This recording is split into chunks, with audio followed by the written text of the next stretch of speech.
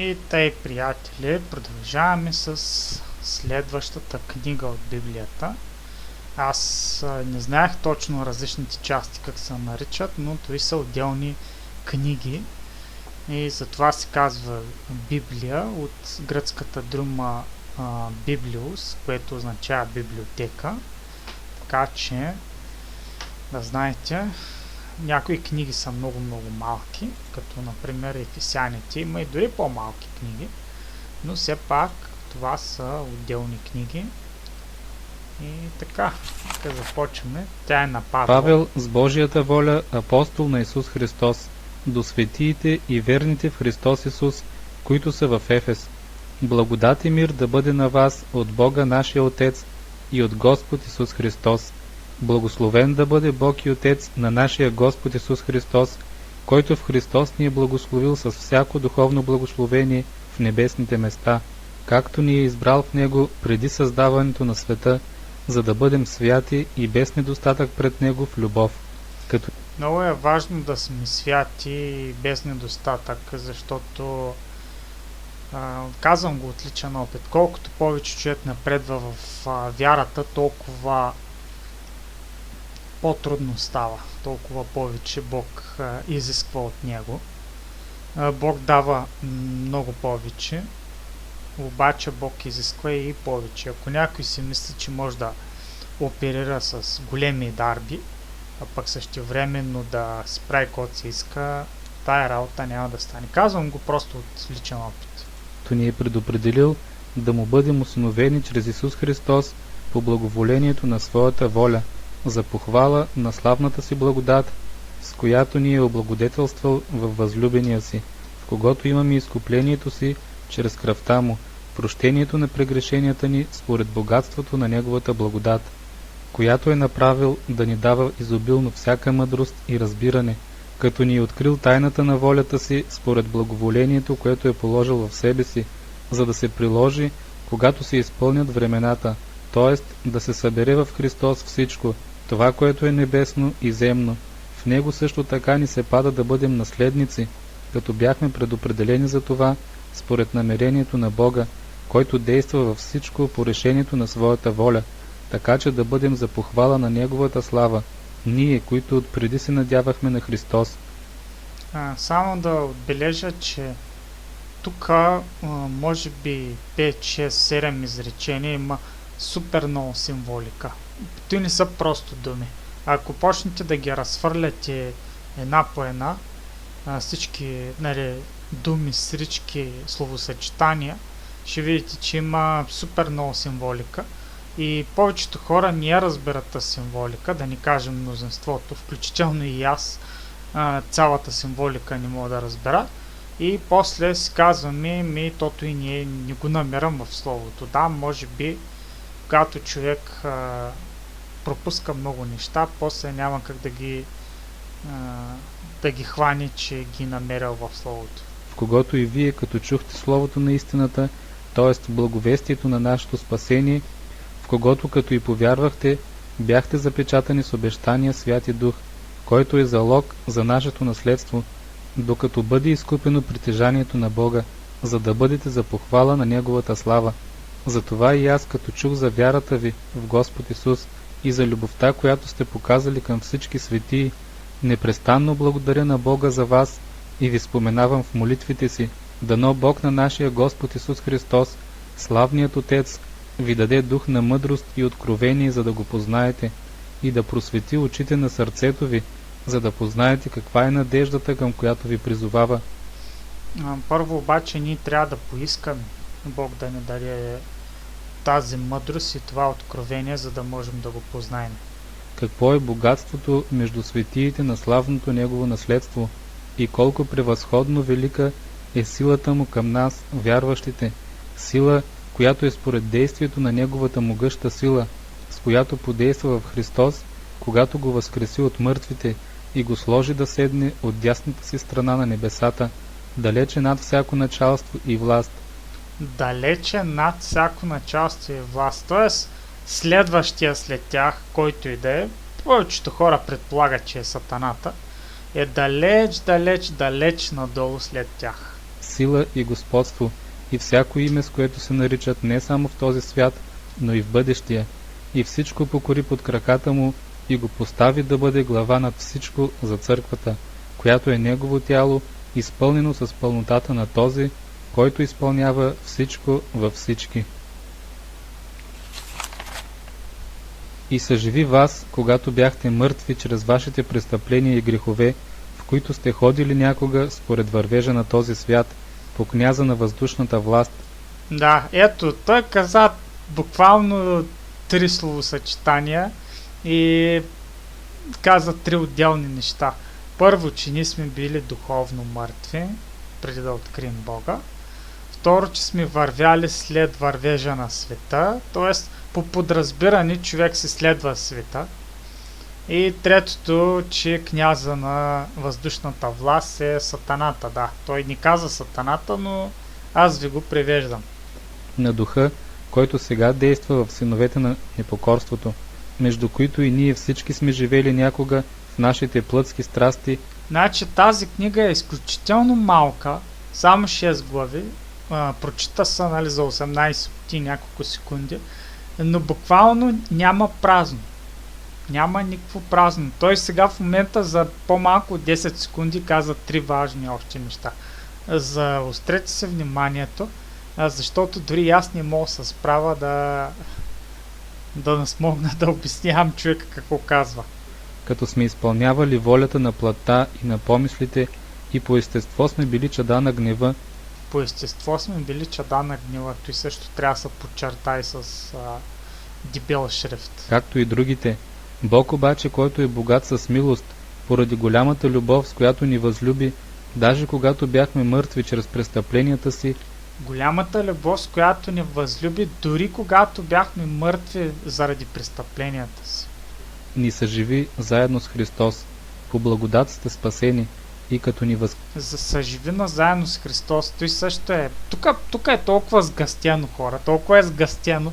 Той прилича на една гъста боя, която е толкова гъста, че дори не може да бъде разредена. В смисъл, ако тръгна да коментирам всяко нещо, което е важно, трябва да коментирам всяка една дума. Просто препоръчвам ви такъв тип книги, като Ефесяни, да речем. Просто ако може, прочетете я, нали, цялата, нали, дори да сте много заети, някак се прочетете и четете една седмица. В смисъл, не че казвам, че Ефесяни е по-важно от всичко останало, но тук откривам една супер голяма гъстота и аз, ако искам да науча Библията перфектно, бих направил тъй. Читай Ефесяни понеделник, читай Ефесяни до неделя. 7 дена чита само Ефесяни от 1 до 6. Просто в един момент да ми се наби в главата, особено знам, че има хора, които наизуст научават нещата и ако може, нали, през деня да си ги прифърлят през ума си, много неща ще научат. Иначе много години ще ви трябват. В смисъл, аз те много години изхабих в нали, аз не съм чел тук там, ама, нали, не съм се вниквал толкова дълбоко в всяка глава. Когато станете напред, нали, в един момент прочетете Новия Завет само по една глава на ден и ако може я прочетете 2 или 3 пъти. Другата тактика е да прочетете малките книги по няколко пътя. Примерно, както ви казах преди малко, 7 пътя за 7 различни дни и така, защото не мога, признавам се, ето дигам ръце, казвам, не мога да тълкувам всичко, което е в Ефесяни. Ефесяни е непосилна хапка за мен, но пак ще се опитам и по-важните неща да направим. Скреси заедно с Него, сложени да седим с Него в небесни места в Христос Исус, за да показва през вековете, които ще дойдат, изобилното богатство на своята благодат, чрез добрината си към нас в Христос Исус. Може би тук се загатва, че ще има векове, нали? Се спомняте, че първите християни са мислили, че Христос ще дойде скоро, може би след няколко години, до най-много няколко десетилетия. но в бъдещи векове, надали Павел говори за вековете след като Христос дойде, защото то тогава ще цари нещо като безвремие. И не го казвам в лошия смисъл, напротив, казвам го в хубавия смисъл. Безвремието е нож с две острията. От една страна, ако попаднете в ада, безвремието може да ви побърка. Само безвремието, без никакви други мъчения. Обаче, ако попаднете в дома Господен, живеете в дома на Отец, Син и Святи Дух и имате общение с Бога в пълнота, безвремието ще е нещо, което ще е, как да кажа, ако е прекрасно да живеете в дома Господен и наистина страхотно, може би второто най-прекрасно, което може да ви се случи, е да живеете в дома Господен в безвремие. Тоест безкрайно. Защото по благодат сте спасени, чрез вяра, и то не от самите вас, това е дар от Бога, не чрез дела, за да не се похвали никой, защото сме Негово творение, създадени в Христос Исус за добри дела, в които Бог отнапред е наредил да ходим.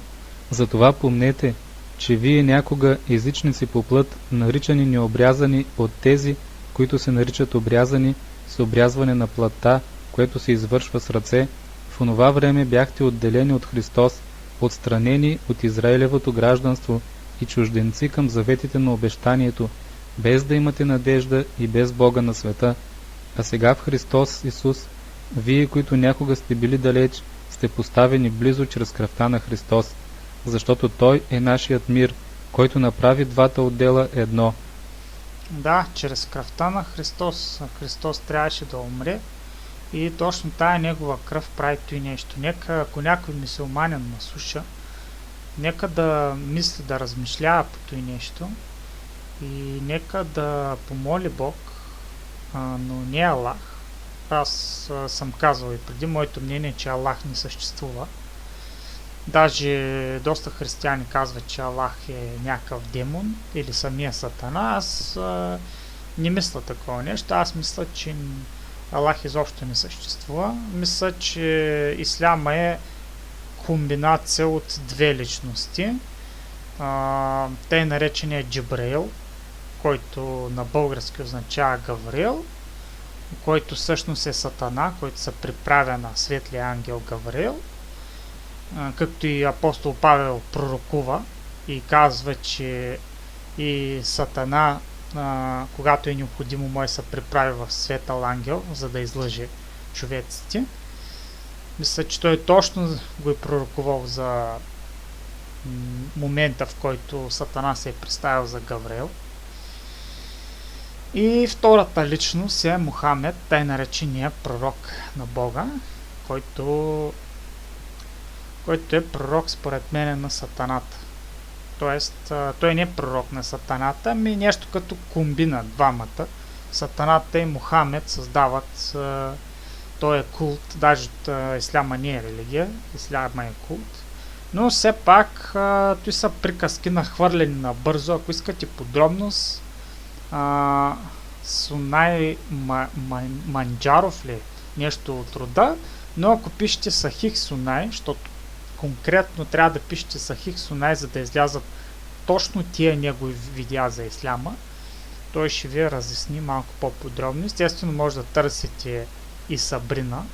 Сабрина е едно момиче, което е била мюсюлманка и е станала християнка след това. Тя също има доста клипове по темата, но нейните не са толкова подробни, нали? Може като за десерт да гледате и нейните клипове. Естествено информацията е много стойностна, но не е чак толкова подробна, колкото на Сунай. Всъщност, ако пишете само Сунай без нищо друго, той ще ви излезе като на първо място неговия канал. И ако пишете Ислям до Сунай, естествено Сунай го пишете с латинеца и пишете Ислям на български, най-вероятно веднага ще ви излязат дори и самите клипови, които той е снимал. Жалко, че той не ги вкарал в плейлиста. И там подробно разтълкува, размишлява и според Корана и според хадисите показва каква е всъщност истината за исляма. Естествено, няма никой мюсюлманин в България, който да му опонира. Той много пъти е канал мюсюлмани, които да коментират неговите видеа, но никой не се е появил. Аз мисля, че живеем в свободна държава. Казах си мнението за исляма. Разбира се, мюсюлманите също имат право да си изкажат мнението за християнството. Дето се вика, всеки да си изложи неговата теория, но най-вече трябва да спазва две основни неща. Първото е добрия тон, без обиди, без заплахи. Ние всички сме цивилизовани хора, надявам се. И второто, което е да има доказателства. В смисъл, не да кажем, на мене християнството ми харесва, зато и християнството е истината. Не. Тук сме, за да четем, за да тълкуваме, за да размишляваме. Ако все пак някой гледа, тълкува, размишлява и му се стори, че е измишлетина, Бог е дал свободна воля всеки да се определя както си иска. Както виждате, света е пълен с християни, обаче е пълен с хомосексуалисти, пълен е с сатанисти, пълен е с светски хора, т.е. всички сме под слънцето, както се вика, и Бог е дал на всички еднакъв избор как да си прикарат живота, но за съжаление, за тия, които си го прикарват по лошия начин живота, накрая ще има и отговорност. Аз за радост на всички нас, които си прикарам живота в служение на Бога, за нас е радост, защото при нас ще има награди, няма да има наказания. Така че това е моето мнение. И събори средната стена, която ги разделяше, като в плътта си унищожи враждата, т.е. закона с заповедите му, изразени в постановления, за да създаде в себе си от двата един нов човек и така да въдвори мир, и в едно тяло да примири и двата с Бога чрез кръста, като уби на него враждата. И като дойде, благовества мир на вас, които бяхте далеч, и мир на тези, които бяха близо, защото чрез него и едните и другите имаме свой достъп при Отца в един дух. Затова вие не сте вече странници и пришълци, а сте съграждани на светиите и членове на Божието семейство, понеже бяхте съградени върху основата на апостолите и пророците, като крайъгълен камък е сам Христос Исус. Да, крайъгълният камък. Ако знаете колко пътя в ежедневието може да разберете, да усетите, че Исус е крайъгълният камък, просто тук може би за половин година нещо от този род, може би от 26-та година насам, и то втората част от 26-та, т.е. последните 2-3 месеца, усещам как в много от събитията Исус е крайъгълният камък. Просто законите в обществото, идеологиите, политическото разделение, всичко е точно както Бог казва. От едната страна са овцете, от другата страна са козите. Върху когото всяко здание, стройно сглобено, расте за свят храм в Господа, в който и вие се вграждате заедно в духа за Божие обиталище. Нещо като той са, тълкованието е друго, но аз ще кажа моето мнение. Как бих нарекал Исус крайъгълен камък. Има две стени. Стената на овцете, стената на козите, стената на добрите, стената на лошите, стената на вярващите, стената на невярващите. Това са две различни стени. И крайъгълният камък, т.е. ъгловия камък, който свързва двете стени, той е Христос. Но той не означава, че тая стена, която е лошата, ще се остане. Не, просто Христос прави, как да го кажа, той прави сметката, той прави отчета. Той е като кръчмаря, който дава накрая сметката след яденето и пиенето или там ако е било в ресторант. Не, че той ще търпи лошата стена, т.е. стената на козите, стената на неверниците, стената на грешниците, но то е точно средната част между двете стени, която той ще определи кое как ще се случва. Просто той е незаобиколимия фактор, то исках да кажа. Може би сравнението ми не е точно, но искам да кажа, че доста добри и лоши хора спорят къде е истината, но Христос ще е мирилката. И защо той ще е мирилката? Ами защото той ще се покаже в сила. Във второто си пришествие Христос ще е много силен и никой няма да има шанс да шмикерува. Просто той издава присъда, който не му харесва, жалко за него. Затова аз, Павел, затворник за Исус Христос, заради вас, езичниците, понеже сте чули за нареденото от Божията благодат, която ми е дадена заради вас, че по откровение ми стана известна тайната, както и по-рано накратко ви писах, от което като прочетете, може да разберете моето вникване в тайната на Христос, която в други поколения не беше известна на човешкия род, както сега чрез духа се откри на неговите святи апостоли и пророци, а именно, че езичниците са сънаследници, като съставляват едно тяло и са съпричастници на неговото обещание в Христос Исус, чрез благовестието, на което станах служител според Божията благодат, дар, който ми е даден по действието на неговата сила. На мен, най-нищожният от всички светии, се даде тази благодат. Да, той нарича себе си. Вие знаете защо нарича себе си най-нищожен, защото той е гонен от църквата и той знае, че Бог му е простил, нали, Бог го е призовал, Бог е казал, до тук си с стария живот, колкото и да си грешен, силата на кръста прощава, нали, всеки грях. Обаче все пак той се спомня миналото, все пак той се знае какъв е бил и това не действа за един вид да пренебрегне Божията сила, че може всеки един грях да приеме, а по-скоро за негово лично смирение. Да благовестя между езичниците неизследимото Христово богатство и да осветлявам всички в наредбата относно тайната, която от векове е била скрита у Бога, Създателя на всичко, така че на небесните началства и власти да стане позната сега, чрез църквата, многообразната премъдрост на Бога, според предвечното намерение, което Той изработи в Христос Исус, нашия Господ, в когото имаме своето дразновение и достъп с увереност чрез вяра в Него, по която причина ви моля да не се обезсърчавате от моите неволи заради вас. Да, имаме дразновение, но чрез вяра в Него. Тоест, имаме дързост, но тази дързост се появява само заради вярата в Него, а не от самите нас.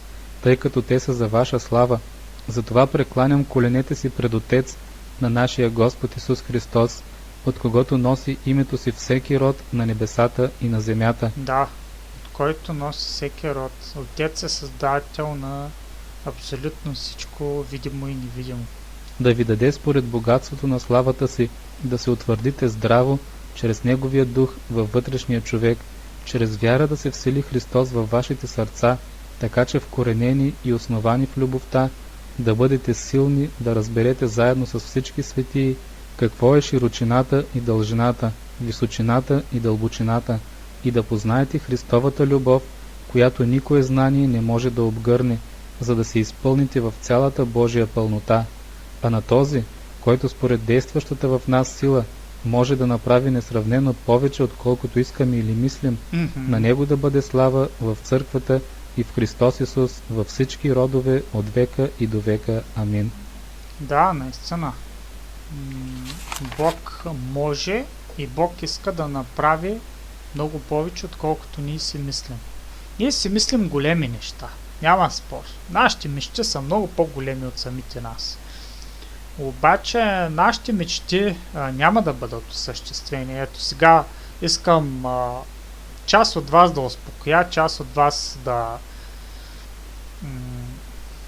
по-скоро да притесна, че няма да се случат тия неща. Да, защото Бог има други неща за нас, но хубавата новина е, че въпреки, че нашите мечти няма да се осъществят, нещата, които има Бог за нас, са неизмеримо по-хубави от нашите мечти. И пак казвам, ако ние сме на такова ниво, а нашите мечти са много повече от нас, представете си Божията сила и Божието намерение от нас, то пък е неизмеримо по-силно дори от нашите мечти. Така че, съвсем реално, ако следваме Бог, ние ще получим много повече от нашите мечти, пък които са много повече от нас самите. Така че такава насърчавам да следвате Бог. И аз понякога искам някои конкретни неща, наистина неща, които имам в момента нужда много от тях, но когато се замисля, половината поне, ако не и по-голямата част, са свързани с физическия, плътския живот и те не са толкова добри. Добри ще са духовните неща, но за съжаление, за наше съжаление, в началото, нали, после вече като разберем как седат нещата, вече не е за съжаление. Бог дори и много от духовните ни неща няма да удовлетвори, защото Той има други духовни неща за нас, които са по-добри от тези, които ни желаем. И така, хора, благославям ви да имате един прекрасен ден. Днеска вече малко късничко стана. Сутринта ми беше едно криво. После вършах работа, после наляво надясно, стана кое време. Но няма значение. Въпросът е, че Бог даде пак здраве и време и желание. То желанието си идва от нас, нали? Да осъществим това видео и се надявам утре да осъществим още едно видео. И още едно, докато поне свършим целия Нов Завет. И след това трябва да се направи една схема. Между другото, молете се с мене. Искам да предам тази нужда. Нужда за програма за изкуствен интелект, която да чете от английски на български. В Америка в момента има страхотна борба между силата на злото и силата на доброто, между светлината и между тъмнината. И много ми се иска да почна с български дублаж чрез изкуствен интелект, понеже не знам добре английски, да привеждам. Компютъра ми е подготвен, достатъчно добър е, за да работи с такава програма. Въпросът е, че още няма такава програма. И тъй, хора, надявам се да има, защото според мене, не знам дали е правилно, дали е и според Бог, но според мене е много хубаво тук хората, заспалите девици, както аз ги наричам, нали, има 5 заспали и 5 будни девици от... Тоест, те 10 са били заспали, но 5 от тях са имали масло в светилниците си, 5 са нямали. Та ние приличаме на заспали девици. Тук в България се надявам тези девици да се събудат най-накрая, защото ще останат навънка. Ще останат навънка и който влезе на сватбата, влезе, а пък който не влезе, лошо за него. Така че се надявам да съм един от хората, които силно да разгори желанието да се търси Бог и да се огажда на Бог. Само да го търсим, да си галим душата, няма стане работата. Чао и утре пак ще се видим.